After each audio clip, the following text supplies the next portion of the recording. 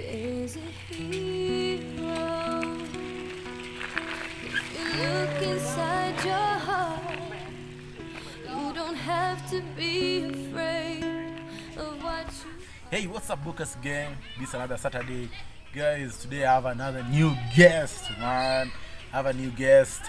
And I'll let the guest introduce herself first before we roll into this interview. How's you?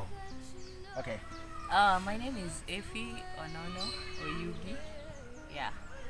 It's nice to be here today to be hosted by Bookers Gang. We're part of the team, yeah? Can you tell them subscribe? Tell them subscribe. Subscribe, like, and show some support and love. Yeah, man. Yeah. So, by the way, this is my sister. Tunafanana? Do you look alike? The twinnie. Are we twinning? Maybe I should have worn something white, also. you know, that we can goal. How is life? Life, yeah, it's a struggle, but I am managing. It's a struggle. Yeah. Why do you say it's a struggle? Challenges here and there, but But I'm trying. that's life. Yeah. They make you stronger. So let me ask you something. Yeah. So in this life, what has been your biggest challenge? Oh, my biggest challenge basically has been my health. Yeah. Your health. Yeah. So what about your health? I've been sickly while during my school days, especially from primary school, between 2006 to 2013, even to some extent I almost dropped out in my yeah, that was in 2012. But I thank God here I am today. Yeah, I am proud. I managed. You managed to. So what were you ailing from? Okay, like ideally, it took me 10 years to know what I was suffering from because I was misdiagnosed severely and treated for wrong things.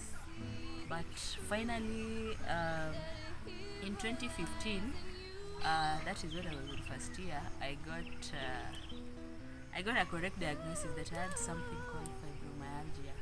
I know it's weird, it sounds like fibroids or whatever, but it's not fibroids, it's a condition that deals with the muscles. It affects the muscles and it causes a lot of pain and fatigue. Wow. So let me ask you something before we continue. Yeah. So this fibromyalgia, does it affect only females?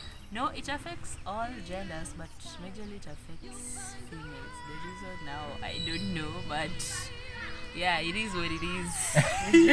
And what's the cause?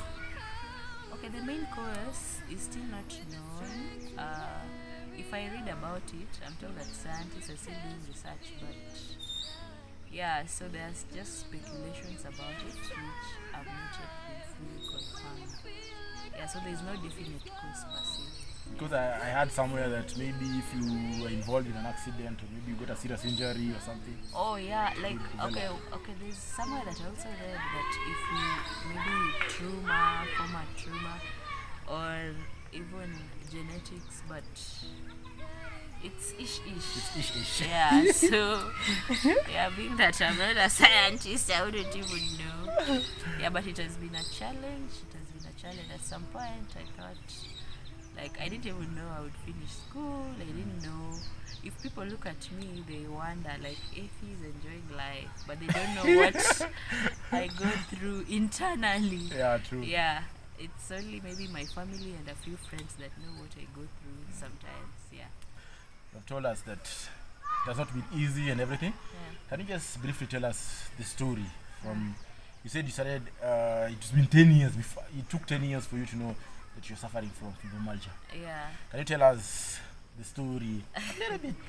Okay, so I started ailing in class 5. That was 2006. Yeah, so I was on and off hospital. I struggled. I did my KCPE while unwell. Yeah, but I performed well still, not so good, like to my capacity, but yeah. I went to a high school, and then now in 2012, when I was in Form 3, now that was the year that I knew, oh my God, I'm not finishing school. I was sick.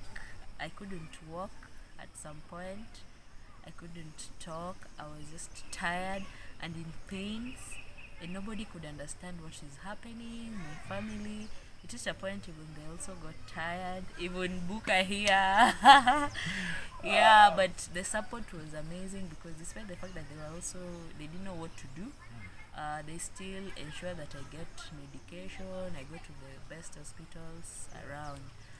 So actually in 2012, when I was in Form 3, I stayed out of school. Excuse me. Guys, let me clear myself from what she said earlier. Yeah, you are not understanding her yet because, if very few people know about fibromyalgia, first thing. It's a And rare then condition. the funny thing about fibromyalgia, you look so well. Yeah. So when Effie's looking so well all of a sudden, and then she's saying she's sick, she can't even wash the plates, and now I have to wash the plates. What do you expect me to feel? What do you expect me to feel? Yeah. So it's just, and it was I know it was a difficult time. Yeah. So you can continue. I just wanted to clear my name first. Yeah, okay. Yeah. Yeah, so that was the challenge. But so in Form 3 that term, that is 2012, I stayed out of school for a whole term. Like, yeah. That is from 3. Yeah, we opened and then I only stayed in school for 2 weeks, then I stayed off. Yeah, we had only done one exam, the opening. There's some schools, yeah, the people who, like, we had opener exams when you open, yeah. So that is what I was promoted with, and then I did my high school, my 4th form. I came back to school, they diagnosed me with arthritis, yeah, in 2012. Put on medication for that, so the pain subsided a little, yeah, but yeah, so I did my 4th form. I passed greatly. Yeah, then joined the University of Nairobi. So in 2015 again, I started experiencing weird symptoms. Yeah, I got depressed. Yeah. So my family decided that I seek a second opinion in India. So I went to Apollo Hospital in India. Yeah, where the diagnosis was made. So it was fibromyalgia. And then, okay, it was weird because I was happy that finally I know what has been disturbing me for the last 10 years. Yeah. But my parents were disappointed because they knew when I go to India, when I come back, I'll come back out. Yeah, I am healed. So when they heard that it's something to be managed again, they just, they lost hope. Okay, I have a question. Yeah. So how long did it take you in India to be diagnosed? Apparently it only took a day. Like, the diagnosis was made like this. I was just like, oh my god, why didn't you take me to India early enough? I wouldn't have been suffering. Okay. So apparently the doctor told me it's not life threatening, it's just manageable. Yeah, just like asthma more or less. So yeah, when it's cold, you keep warm enough. You don't indulge, like just do things with moderation. Though I'm a lifeist, but with moderation. And then check on the triggers. Yeah, things that might go. Like stress is a factor, so I try my best to avoid stress. And I was put on medication, but I can say from 2018, I've not been taking medication. I've just been living natural life, doing exercise, trying to minimize on stress, and I am okay actually. Yeah, maybe once in a while I can get pain, but it's not as consistent as it was before I knew what was happening. So the worst part of this situation was I lost friends. Apparently after the diagnosis I was depressed. I didn't know what to do. I was in denial. Like, I also knew that, hey, Connie, how will I stay with pain for the rest of my life? As in, how is it even logical? So I came back, but then I was in first year at University of Nairobi. So I deferred to come into terms with the condition. Yeah, my relationships were destroyed. I couldn't handle it. And also people could not understand me. So I became a loner. And generally, I'm a very talkative person. I'm an outgoing person. Yeah. So, let's say, why did you lose friends because they felt you were out, or they felt you were kind of bad or something? What was that? Why did you lose friends? Exactly the main reason. Okay, to some extent, I think they felt I was a burden. But at my, I was also thinking like I'm a bother to them. So I withdrew myself because I was tired of every time if he's sick, if he's sick, if he's sick, if he's sick. So generally it gets that. But there are few who remained with me stronger to date, and they're still my friends. We work together in this journey, and I appreciate them so much. And yeah, they've made an impact in my life. So, and what about relationships? Relationships, or in terms of dating. Yeah, in terms of dating. Yeah. Did Hey. it affect your dating or anything? Yeah, because at that point I used to have moods like it's like a wind. I can just get mad at you. You've not even done anything to me, but I didn't know like I was sick at that time. So I was wondering, like somebody has not wronged me, but like I just feel like I don't want even to see the person. And you irritate Fed me. up. Yeah, even sometimes even my family, I don't want to see them. Yeah, my boyfriend. So it made me lose the people that loved me for real, or that I loved, because I also didn't know what was happening. Yeah, so it comes like a wind. And then I was a bit petty, so generally it's like a nag sort of. Yeah, but nobody likes a nag. Yeah, I didn't know I was sick, so when I did psychotherapy, that is when I came into terms with it. And yeah, I learned how to deal with my affairs and how to manage my emotions. Yeah, I'm not so perfect yet, but You I get have there. greatly improved, and I am happy up to this point. Yeah. Yeah. So, and what about mentally? Mentally, as in how? Like when you feel that you've lost friends, you feel a lot of pain. You feel it's unfair.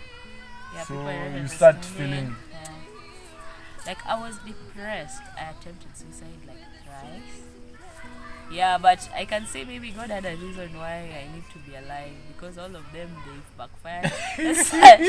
Somehow someone came to my aid before I did it. Something was just happening when I'm thinking of suicide. Something just comes through my way, and then another time, and now it made me. I even lost hope. I stopped praying. I was just like, God, you've been unfair to me. I just don't want anything to do with you. You don't exist. But it changed because a friend of mine who is never even prayerful brought me a Bible as a gift, and I was like, How? why? Like, Bible. of all the things, you. Oh no, that you can always read this. I still remember the message. You can always read this when you feel low, when you feel. I was like, that Bible, and God has been so unfair to me. Yeah. Yeah, so I started reading slowly by slowly and praying about it, and here I am now. I am now a lawyer. Yeah, and I'm proud of myself. I am. Yeah, it's amazing. I just don't believe it's like a dream. Yeah. It's a dream come true. Yeah. About lifestyle, like what you love to do. Yeah. Did it affect all that? What you love to do? Okay. Yeah. I love basketball, skating also. So, in fact, I was a skating coach. For your information, I used to coach kids between under the age from around 8 years going down up to around 5. Yeah, but it reached a point I could not manage. I used to get so tired, and the pain could come. Yeah, so I had to quit. Basketball too, it reached a point I couldn't run because I didn't know what to do per se at what point. So there's a way it has limited me to certain things. Yeah, there are things I cannot do. Yeah, because it reaches a point also I cannot stand too much noise. Yeah, sometimes I want noise, sometimes I don't want it. It irritates me. So you mean it has triggers? Yeah, it has triggers like light. Sometimes you'll find that the light is too much. Yeah, sometimes you'll find noise is too much, but sometimes you're just okay with it. So it makes it hard for people to understand that. But see, right now you've just been playing and dancing that the music is awesome. Again, now you want us to leave. Yeah, or to reduce the music. Yeah. So you have to learn yourself. Yeah, and know. Yeah. So far, have you met other people who are suffering? Yeah, several of them, because I started creating awareness about it and doing sensitization and advocacy. And yeah, I've gotten several people, and that is what has also encouraged me. We are about over 30. The people that I've met that we are in a support group with. Yeah, so meaning it's something that is there, just people are suffering with. Yeah, so guys, if you're watching this video and maybe you feel you have fibromyalgia, or you have somebody who have fibromyalgia, or you know somebody who have fibromyalgia, you can just contact her. I'll leave everything on the description box so that you can reach her and reach the page Le Fifo. Can you tell us about Le Fifo? Oh, so actually Le Fifo is one of the reasons why I am feeling okay. I think it was my healing point. So in 2016, after I've dealt with the denial and whatever, so I decided to start advocacy. And guess who was my first person that I approached? This guy here. This guy has been my support system, very strong. So yeah, he helped me. We made a concept, what we did, and then we started doing advocacy on fibromyalgia to create a support group, to create awareness. And we've done a lot of activities actually. We've done awareness at University of Nairobi, 2016, 2017 we've done at KU, 2018 at Most, Masinde Muliro we've done, yeah. And also in Sia, which is our hometown anyway, that is where we started. We are right now. Right now, we are at home. Motherland. Yeah, so we did it, and yeah, that is how I also managed to get people and create a support group so that they are able to get help and on how they can live with the condition, yeah, and just live a better life. Yeah, it's not a matter of life and death. Yeah. You only it's not it's not a death sentence. Yeah, it's really need to know yourself, know the boundaries and how to handle it, and have people that understand you and be surrounded with love and support system. Strong support system, you will go a long way. Yeah. So yeah, you can support us. This is our wristband as Le Fifo.